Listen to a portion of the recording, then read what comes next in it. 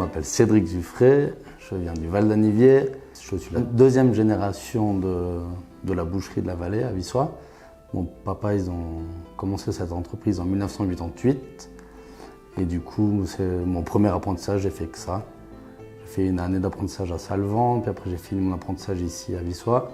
Et après, en 2019, j'ai décidé de construire ce nouveau séchoir ici pour agrandir le secteur des produits secs, en fait, parce que ça a toujours été une passion. C'est quelque chose qu'on peut travailler, on peut toujours s'amuser avec, on peut essayer plein de nouvelles sortes. C'est ça qui m'a donné la passion des produits secs, en général. À l'époque, nos ancêtres, ils ont commencé à sécher la viande. C'était pour pouvoir la conserver le plus longtemps possible. Donc ça a toujours été fait à base de sel et d'herbes. Et la viande séchée du Valais IGP, en fait, c'est un choix de morceaux de la cuisse, donc de la vache ou de la jeune vache au génisse, qui est salé avec une recette traditionnelle que peut-être chaque famille de boucher avait déjà avant, qui a reçu de son oncle, de son papa ou de son grand-papa. Alors, les premières références de viande séchée remontent en 1550. Et cela est dû au climat du Valais, qui est un climat très sec. Et c'est grâce à ça que les gens ont commencé à sécher dans leur petit mazo ou galta qu'ils avaient à l'époque. Pour faire de la viande séchée du Valais IGP, on a besoin d'une cuisse de bœuf. Donc c'est un des 5 morceaux, que ce soit le coin, la tranche ronde, le plat de fausse tranche, le rond de fausse tranche ou la tranche carrée. C'est les morceaux de la cuisse qui sont autorisés, c'est les morceaux nobles de la cuisse. Et après, pour ça, on a besoin de sel, poivre, ail, toutes sortes d'herbes. Donc ce sera de la coriandre, du romarin, de la marjolaine, du thym, de la sarriette, etc. On n'utilise pas le curry et le paprika car ce n'est pas des épices qui sont cultivées ici et ça ne peut pas donner un effet colorant à la viande. Après avoir préparé les épices, on découpe notre viande, donc ces morceaux de la cuisse. Et on enlève tout ce qui est gras, nerfs, etc. On va les saler. Après, ensuite, on va les laisser macérer donc, dans nos épices entre 2 à 4 semaines, dépend de la taille des morceaux. Puis ensuite, on va les suspendre. Donc, c'est soit qui sont attachés par une ficelle, soit qui vont dans des bas ou encore dans des filets. Ça dépend un peu de la technique de chaque boucher. Ensuite, ils vont partir au séchoir. Au séchoir, ils vont faire entre 6 à 17 semaines, dépend du morceau. Et pendant cette phase de séchage, ils vont aller dans une presse. Donc la presse, c'est fait pour casser justement ce sec qui se sera formé pendant le séchage pour que l'air puisse pénétrer à l'intérieur du morceau pour pouvoir faire un séchage homogène. Donc ça dépend des morceaux, ce sera entre 2 et 4 presses durant le séchage. Pendant la phase de séchage, chaque entreprise, en fait, de chaque séchoir a sa propre moisissure. C'est quelque chose qui se développe au fur et à mesure du séchage. Et c'est une moisissure qui est noble, qui fait son goût aussi à la viande séchée. La viande séchée du Valais IGP n'est pas un produit fumé, c'est uniquement séché. Et pendant cette période de séchage, il va perdre entre 40 et 50% de son poids.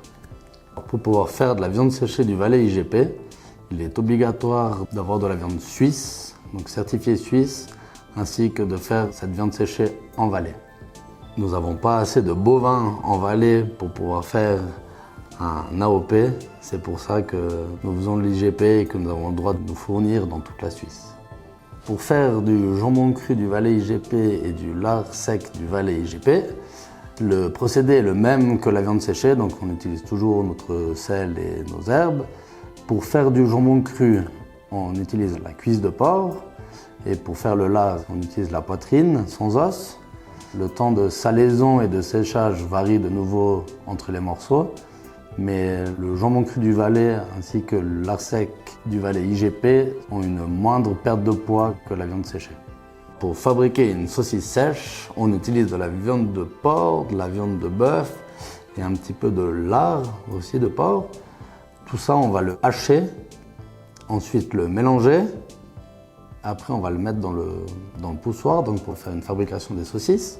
Après la fabrication des saucisses, on va les suspendre sur des chariots et les mettre dans une cellule. Donc au début, ça dépend aussi toujours des entreprises qui fabriquent. Le but étant de ne pas brusquer la viande, on va commencer avec une température basse, puis après l'élever de plus en plus pour atteindre environ les 20 degrés et les 85% d'humidité.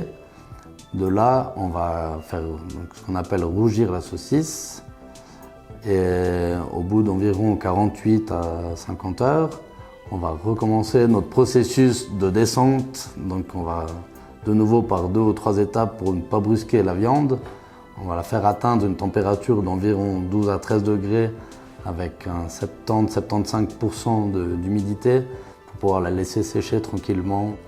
Après avoir haché la viande, donc on va mélanger cette farce et une saucisse, on peut faire à plusieurs goûts différents, que ce soit à l'ail, au fendant, au pinot, au génépi, à l'abricotine, aux abricots séchés. Tout ce qu'on a envie d'une saucisse sèche, tant que les goûts et que le produit dans lequel on met dedans, il y a une certaine tenue quand même. Alors, au moment du poussoir, on embosse les boyaux, soit dans des boyaux de bœuf, des boyaux de porc, ou alors dans des boyaux artificiels, qui soient comestibles ou non comestibles. Maintenant, le saloir, ça va dépendre toujours de la taille des morceaux. Entre 2 et 3 semaines, la plupart, à part les grands jambons crus qu'on laisse un mois. Et chaque semaine, on va les retourner. Donc chaque semaine, on les retourne, on remet la saumure. Comme tu peux voir ici dessous, il y a une saumure qui se crée avec le sel. Et donc après, cette saumure, on la remet à chaque fois par-dessus. Et quand on a répété tout ça, répété les gestes là pendant 2 semaines, après on va les suspendre dans des filets, une sorte de chaussettes au début, et après dans des filets en plastique encore, en dessus. Pour la continuité après les salaisons, donc on a mis dans le premier bas là-dessous, donc la chaussette. Encore maintenant, ils utilisent la chaussette, c'est quand c'est pendu dans les galetas, les mouches ne peuvent pas rentrer à l'intérieur. C'est un effet de protection aussi contre les mouches. Et puis après, on met justement dans ce filet en plastique là, pour que la viande, comme vous voyez après, elle va se tasser comme ça à chaque fois. Alors là, elles sont dans le processus, la phase de rougissement, qui dure 48 heures à 18-20 degrés. Et le taux d'humidité à 85-90%. Je laisse encore les viandes pendant 1 semaine là pour qu'elles commencent à sécher et qu'ici, il n'y ait pas trop d'humidité qui rentre. Maintenant, ces morceaux, ils arrivent à 3 semaines. Ils ont été pendus. Ils vont rentrer en presse la semaine prochaine pour la première fois. Pour casser justement cette croûte qu'ils ont fait dessus. Pour que le séchage puisse à chaque fois pénétrer à l'intérieur.